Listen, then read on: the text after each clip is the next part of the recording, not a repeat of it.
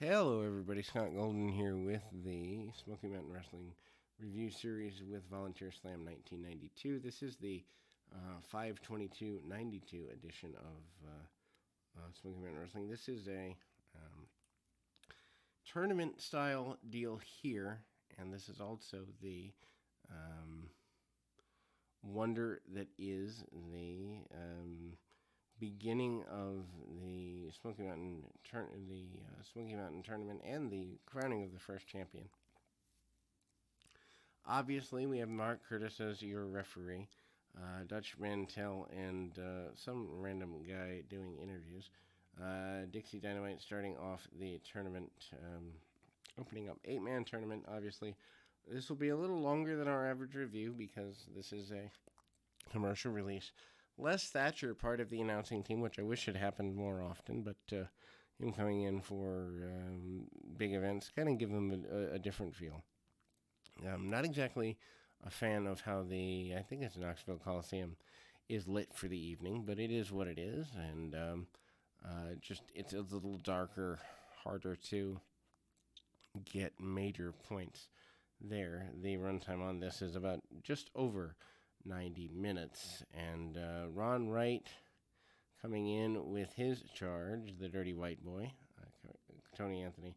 Tony Anthony, of course, one of the grapplers from the nature of the Continental Territory and other places. Maybe I'll do a Continental series at some point. I've never seen Continental, or virtually, I haven't seen any of it. Anyway, test strength early by both men. And you would think that Dixie Dynamite isn't there, but given the babyface deal, the stomp on the fingers, the basic stuff, love this stuff. It's just such basic psychology, and I think you could still do that in some areas of the country. Major turn for the Dirty White Boy as we get a swinging neck breaker, getting him an advantage here in this opening round contest, and he goes back and forth. He stays on his opponent, but Dixie Dynamite refuses to give up early, and we see him take a good bit of a pounding. Dixie Dynamite known for the super kick without multiple uses in a match, and also without leg slaps, such as the middle-aged Bucks would do. Anyway, so back elbow and basic comeback by good old Dixie Dynamite. Dynamite obviously fired up with the crowd behind him, and I actually do wonder, did they sell masks in the Smoky Mountain area around this? Eventually, though, the big buck snort slam for good old Tony Anthony gets him the victory here. We go to the locker room, and there's a promise by Buddy Landel wearing a blue and gold robe that he, in fact, will be victorious in the tournament. Buddy Landel, Brian Lee, primetime Brian Lee, Nature Boy Buddy Landel. Another in the first round matches of the tournament here, and that's obviously going to move us forward a little bit. Smart move. Brian Lee's never a guy that I particularly cared for much, to be perfectly honest. Big guy, but not terribly athletic or charismatic. However, for the Smoky Mountain deal at the time, when Cornette couldn't get the guy he wanted, such as Tracy Smothers or Brian Armstrong, or I think he wanted Brad Armstrong at the time too. As good as any, I suppose. Punches in the corner, the goofy spot that we always see. Landel slows the match down as a good seasoned heel would be wont to do. We get a power slam almost a la Lex Luger without a follow-up from Lee, which is just plain goofy. Match is kept short, and obviously Lee manages to get his cancellation and the punches in the corner and other pretty aggressive maneuvers to give him the victory there. But I think they go less than maybe 8 minutes in total, which I think is, to be completely honest, all that Brian Lee at the time could handle. Couldn't exactly handle a series of matches. Also, he's going to wrestle 3 times on the night. So a short first round match for a guy like that, probably a good idea. Anyway, he misses a top rope splash attempt. I don't know why a guy at 6'4", 6'5" is going to do a top rope splash. And Landel wrenching up on the attempt at a figure four, but a small package gets a victory for him. Tim Horner up next, promising to do his part of the tournament. Tim Horner, of course, thinking that he is bigger than he is in the eyes of the fans and in the eyes of Jim Cornette, the promoter, and Rick Rubin, the financial backer, and just about anybody who will listen. Horner certainly thinking that he's a big deal. So Paul Orndorff, his first round opponent. Orndorff with some good fireman's carries and basic takeovers, head scissors, and the like by Horner. Horner, a guy who probably in the early to mid 80s could have been something. I don't know that he ever should have been the head of a territory or anything like that. Orndorff, who's trying to get back to a national level, at least at some point. Showing good fire here, punches, kicks, basic stuff. Drapes his man over the apron on the outside, although doesn't do every move off the apron like it's 2021. Instead, Orndorff focusing on the neck and midsection of his opponent, Mark Curtis, getting in the face of Orndorff and leads to a near fall with a roll up. When there needs to be a hope spot, there is one. What a logical concept in wrestling in this context. But again, 30 years ago, guys and ladies actually cared about having matches that made logical sense. Orndorff cuts Horner back off, and ultimately, kind of see, back and forth, an inside cradle from Horner, other pinning attempts on Horner, having some difficulty, but short flipper forearms from Paul Orndorff. Orndorff also gets the attempt at a sleeper hold placed on him. Orndorff fights, and I mean, something as simple as his fight out of a sleeper hold.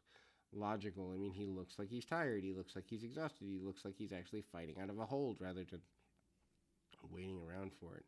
Orndorff, though, getting the victory as one would expect going forward here. But he gets it, and it kind of throws the man to the outside and using the advantage wherever and whenever he can, and sends him into the ringside table. A little bit of brawling on the outside, but it's, let's say 1/3 into a 90-minute show, a little over a half hour in, at least in edited form. And what that means is you can actually do a little bit of brawling on the outside. You can do some stuff that shows a little bit of aggression as opposed to doing it right away, immediately, and wasting, perfectly good heat building and heat getting mentality there. Anyway, as we continue to go forward, there is the win for Orndorff. Then we get the run to the outside, and ultimately we see Jimmy Golden, and Robert Gibson. Another tournament match here. Golden and Gibson, not exactly a barn burner as far as high spots or anything like that. Golden, a guy who in the southern area is well known. Lots of brawling in this. Golden taking the majority of the measure of a guy like Gibson. Also trying to get submissions, including but not limited to Boston Crabs and other basic maneuvers. Robert Gibson, again, known for his tag work, and the majority of the match is Golden using the kind of attempt to get submission on the legs, roll-throughs and some drop kicks by an injured Robert Gibson. Gibson, of course, known for his tag team with Ricky Morton. Also, his brother Ricky Gibson, and he tagged from time to time, probably in the early 80s, late 70s. A lot of people aren't familiar with that, not knowing necessarily wrestling history. But anyway, brawling to the outside. And we get to about the halfway point of things here with that match ending. And again, some brawling on the outside. Gibson sends Golden into the post, and Gibson, having some difficulty getting back around, gets back in the ring, or tries to, and gets his leg wrapped up in the ring ropes, thanks to the smart strategy of Jimmy Golden, and certainly Gibson on his bad leg gets a good leg enziguri out of nowhere. Much to his credit, though, Robert Gibson does a good bit of selling to make us realize that he's taken a good bit of punishment on his leg throughout the match, can barely stand, and that is useful in trying to get the idea of pain as opposed to eminent pleasure over. Anyway, Gibson, punch kick, knee lift, barely can stand, using the ropes, just basic selling, hopping on one foot, and he is less than satisfied with that particular run. Anyway, pull of the hair by Golden, and Golden tries to cut things off as best he can here, and we see, again, back to the punch kick strategy, again, back to really basic things, but a roll-up and a win for Robert Gibson going forward. We move to the, I believe, second round of the tournament. This is the Brian Lee and Dirty White Boy match here, about 45 minutes in, so halfway through the program, and that match turns into more of a brawl. Dirty White Boy takes him to the outside of the ring, doesn't care much about obeying the rules, and that match is once again lots of smoke and mirrors to make Lee look like he is a real threat or someone to be taken terribly seriously here. Dirty White Boy takes him back to the outside after the brawl continues in the ring for a bit, and White Boy trying to choke out his adversary and do everything underhanded he can. Run right at the other side of the ring, giving advice, and at some point in the middle of all this, good old Brian Lee gets busted open. Red makes green, and we get sympathy on Lee for the fact that he is bleeding all over the place, I think due to being sent into the steel post on the outside of the ring. And, it looks like Tony Anthony should have the match pretty well at hand, at least one would think, with a bloody Brian Lee and lots of fire back from Tony Anthony. Anthony, though, gets nailed with a clothesline. The more I watch Brian Lee, the more I think of a under-coordinated, under-muscular Lex Luger. He's about as athletic. He's tall. The crowd thinks he's charismatic, but he's really not. He hits a drop kick along the middle here, and then we see, Anthony, who, bit of a ring general, slows the match down with a single body slam. Cut off with a body slam. Simple wrestling. But Anthony goes to the second rope on the inside, misses a diving headbutt. Why he took about what seems like years to be up there, who knows? But a near fall off of that. Gets the Tennessee crowd happily back into the match here. But Lee manages to continue going forward, and ultimately Lee does get the victory, but Tony Anthony brings the chair into the ring, and Brian Lee is your victor. And basically Tony Anthony, in a post-match promo, all but says that he plans to get rid of primetime Brian Lee at one point or another. Doesn't really care how he gets there, isn't really a big deal. And will do whatever he takes, or whatever he needs to get there.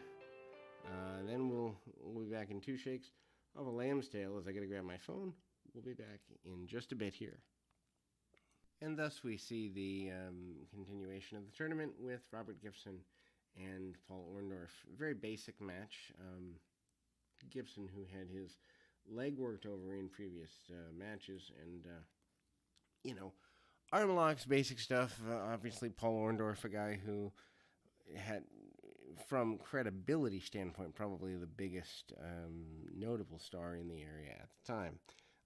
We kind of, see clips here of that match, and the match is highlighted.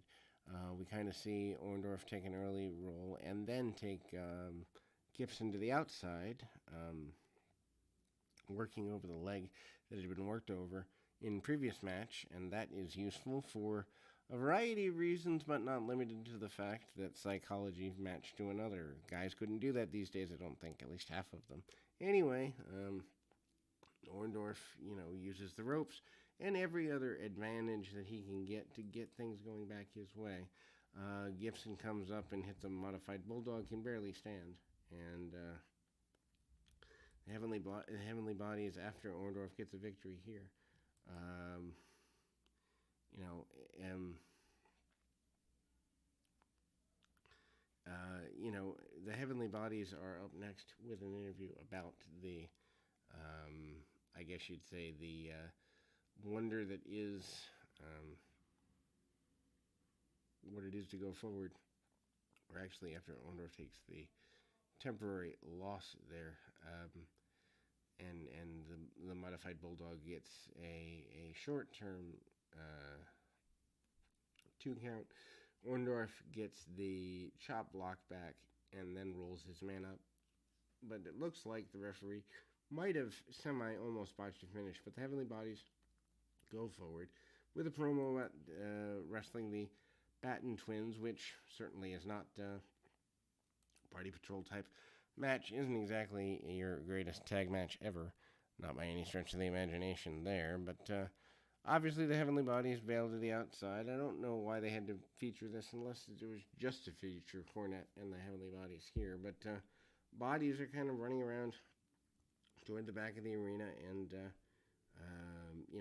it's here, it's modified, and it's a shortened match. The Heavenly Bodies take over on the baby faces from the early stages, and Stan Lane tries to choke out one of the Batons and kind of takes him, back and forth, and it's there, but it's certainly a downturn and a bit of a filler from the rest of the tournament matches and everything else that's happening on the night. I think it's probably a let-up match. No offense to the Heavenly Bodies. Heavenly Bodies are a wonderful team, but I'm not sure that their opponents belonged in a tag team championship match here. Punch kick, the heels kind of keep things going in a consistent basis. For about 4 minutes and 5 minutes of the match are shown, primarily double teams by the Heavenly Bodies, and again, they end up getting a victory. Not a big surprise there. Heavenly Bodies continuing to talk about being a dominant winning team and not being willing to take backward steps there. Then we go to, our final main event, which amounts to Paul Orndorff against the wonder that is the nature of Brian Lee. And I mean, giving that match 10 or 11 minutes on this video is perfectly fine. Lee gets busted open yet again, and he is wrapped up coming into the match. Orndorff managing to get, brawling and blood seeping through Lee's bandage. The idea here, simply put, is to get as much heat on Lee without Lee having to do too much. All he has to do is sell, and the blood adding to that in the sense that there's sympathy for the fact that he is bleeding. Routinely throughout the contest, a distraction from the outside as Orndorff has people checking there, and Dirty White Boy Tony Anthony is out. Ron Wright is out. Several attempts at a pile driver by Orndorff. Orndorff comes back in, gets atomic drop for his trouble, and their heads crash together in a rather unceremonious way. That leads to an eventual roll-up and victory for good old Brian Lee. Brian Lee, your first Smoky Mountain Heavyweight Champion. And Paul Orndorff is less than happy with this. They are fighting over the championship belt. They're fighting over just about anything they can, and including a foreign object. Lee gets the victory, promises to be a fighting champion, and we close the program on that note, and we'll be back with more right after this.